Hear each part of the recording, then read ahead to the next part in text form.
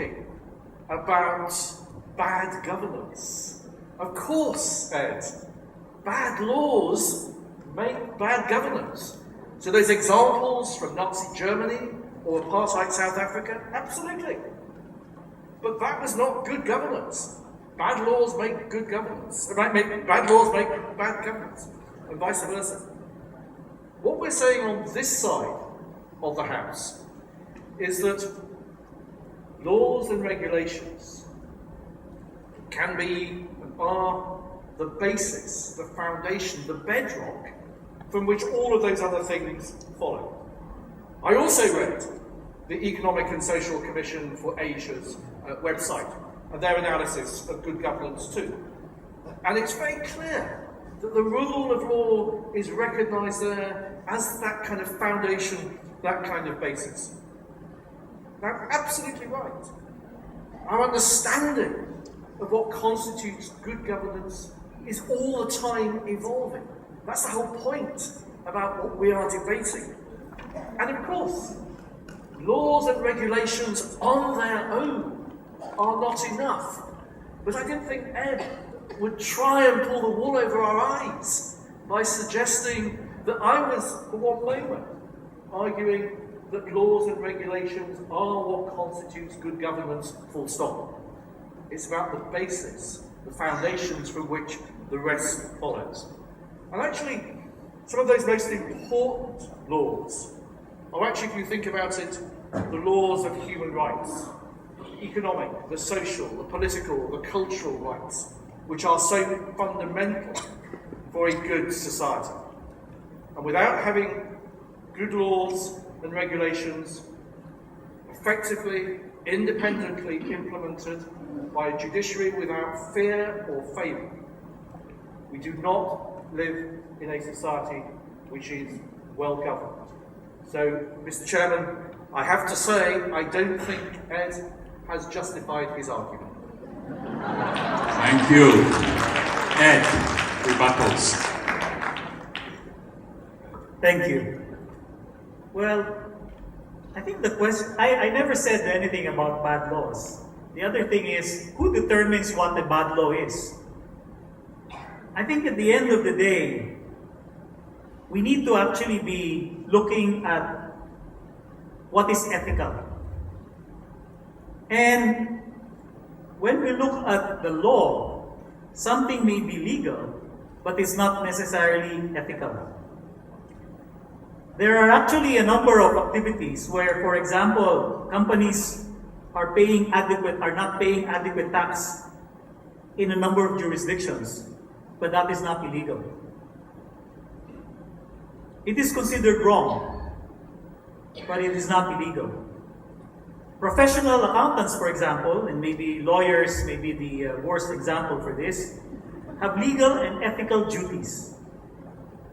But compliance with the law, while paramount, does not extinguish the duty to act in the public interest and in accordance with the ethical principles of the profession.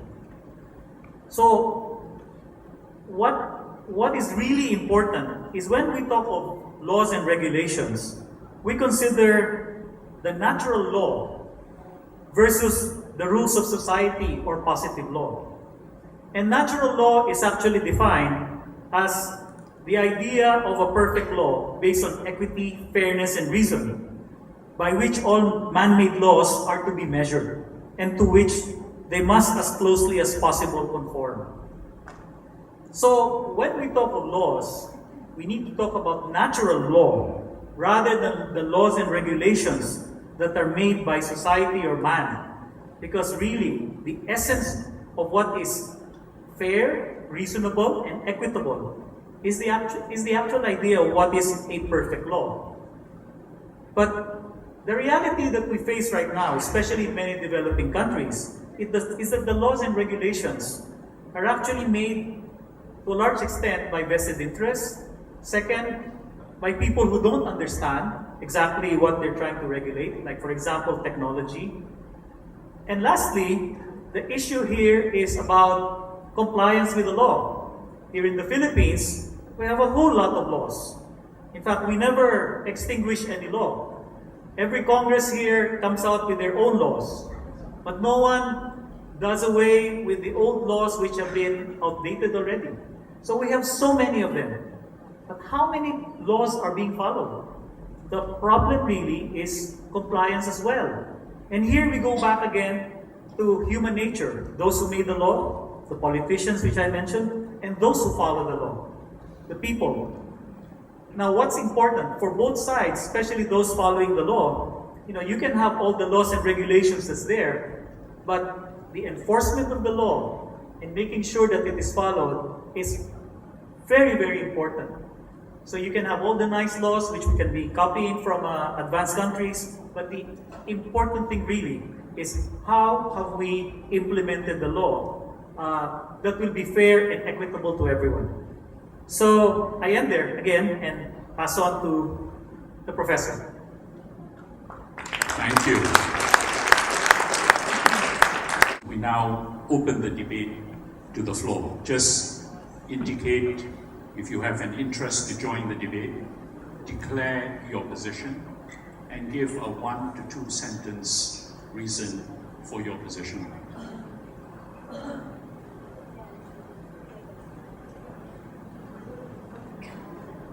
Why don't I ask William Hui, who studied at the Harvard Law School, to declare his position. William. I'm going to, following William, I'm going to turn to someone in that direction, and one of the global shapers will jump into this debate.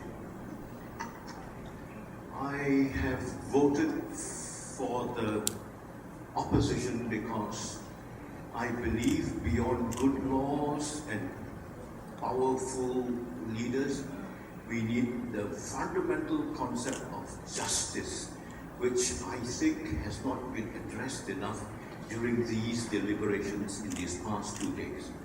Because inclusiveness basically comes back to justice, fairness, equity. And all the laws in the world won't help if we are not of the mind to understand that we are all human beings now, one spaceship Earth, one human race. So your position is good governance is not mainly about laws and regulations? Or? Yeah. Yes, sir. I vote for Ed Chua. Yes, PD. Is that Fakin? Is that Huwaida? Yeah. Huwaida. Huwaida from Brunei. Hello, I voted number 2 in the last debate. I'm still with number 2. Huwaida, louder, yeah, closer to the mic. So I voted number 2, and after that wonderful debate, I still go for number 2. The reason is, well, actually, it's a question. No. So the way this debate works, you declare your position. Yes. And you give reasons. Yes. The reason is a question. I have no research to back this up, but have you noticed that we need more laws and regulations when there is less trust? Thank you. Okay. I have some participants from the other side of the room before returning here. Okay, yes.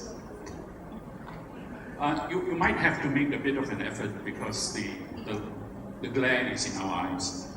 Please. Yes. Mom, pretty.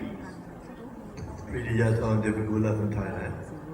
I vote against the motion. You may have good laws and good regulations, but if the law enforcer is not ethical enough, you've had it. So I would say that only good laws and regulation is not enough. You need the ethic of the law enforcer as well. Thank you. Mom Priya votes against the motion. Now I've come down because I have some difficulty seeing people in the audience who want to speak. Anyone wants to join the debate? Yes. Gentleman over there and someone over there. So why don't we take the gentleman over there? Hello, sir. Good afternoon. I'm Red. I go for number 2. I'm against the motion. Speaking as a Filipino, we are swimming with laws and regulations everywhere you go in the Philippines. You'll find them. Adding on to that are the LGU policies, the what else? The ordinances, which are overlapping with the national policies. And I'm against the motion because I'm looking at relationship in the sense that we can build more human growth and development. We can have more advancement and progress. And I'm coming from the lesson that I personally gained from the Hague ruling, which took place in 2016 between China and the Philippines. I'm looking at relationship, I'm looking at civilization prior to the existence of these laws. I'm looking at the relationship between the Philippines and China, our economic and bilateral relations with China, and how we relate and how we go on as two citizens in Asia. And these are my points why I'm against the motion. Thank you. Thank you very much. I'll take one more and revert to our debaters for brief comments. Quite afraid to share my thoughts because most of them are against the motion, but I am for the motion. Okay, very good. The lady is for the motion. Yes. It's because I see that given that the system currently all over the world wherein we see bad governance and bad practice of ethics, but working at Professor Grayson's perspective that it's with the use of laws and regulations as the basis or somehow our solid basis for our ethics, or these are the solid things that we could base bad governance or bad ethics and make them responsible on how they react on these existing laws and these existing regulations. For example, the same example as Professor Grayson said, the law on human rights. If bad governance or let's say bad politicians do go against these laws and regulations, the very existence of this law of human rights is our basis to make them responsible of their actions. So I am for good governance is based on and is mostly on laws and regulations. Thank you very much. There's one person there. Sorry. And then I'll revert to you. I am for the motion, not just because I'm a fellow Brit with Professor Grayson, but because I think there's a difference between good leadership and good governance. I think good leadership listens to the voices of the people that are being led, takes into account all of the key elements of the situation, and then comes up with the right policies, laws, and regulations. But I think good governance, and the best and purest definition of that, is to take those laws and regulations and to implement them and to keep people compliant with them. That sounds quite dictatorial, but I think that it is important, as the lady just said, to ensure that people stick to the rules. Thank you very much. A few voices. Is the eye level angle. A good governance can only be good when it's based on laws and regulations that are of good quality, transparent, justice, and so on and so forth. And then the third angle is the angle of dissent. A governance can only be good if it's based on laws and regulations that are well implemented. That's all. Thank you very much. Over there. My name is Arnold. I am against the motion because I think that laws and regulations cannot totally capture human nature, and that I think is the fundamental piece of having a good governance. Thank you. Thank you very much. Are there any for the motion? For the motion, yes. For the motion? Yes, okay. For the motion, for the motion. Yes, my name is Ryan, and I am for the motion, and I learned it from my mom. she has 10 kids. And if not because of her rules and regulations based on ethics and values, we wouldn't be able to flip the pyramid. For the motion. Yes, hello, how it's being abused. And now we need regulations for good governance, which is specifically for e-governance. And there are a lot of universities that offer e-governance right now that can help regulate a better understanding in how technology can balance both laws and the implementation of technology. Thank you very much. Before turning to closing statements, yes. Hello everybody, I'm from Nepal. My name is Sai. So in Nepal there is a law. First declare, are you for or against? I'm against. Against the motion. So one who drives the car, they do not care about the pedestrian and they cross over the zebra cross. Same driver, when he or she drives in Germany, they follow the law. So my thinking is law and regulation doesn't guarantee the good governance. There is something extra that guarantees the good governance. Thank you. Thank you very much. Yes.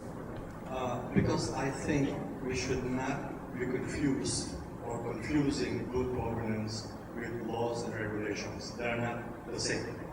So, meaning, you may have a good law or a bad law, but good governance means, are you governing according to the law, regardless of what it is, in a good way? We are not saying that governance is the law. The maker of the law are different from the people governing the law. So I am for the motion. Thank you very much. Is there? Yes, lady over there. Yes, I'm against the motion. Although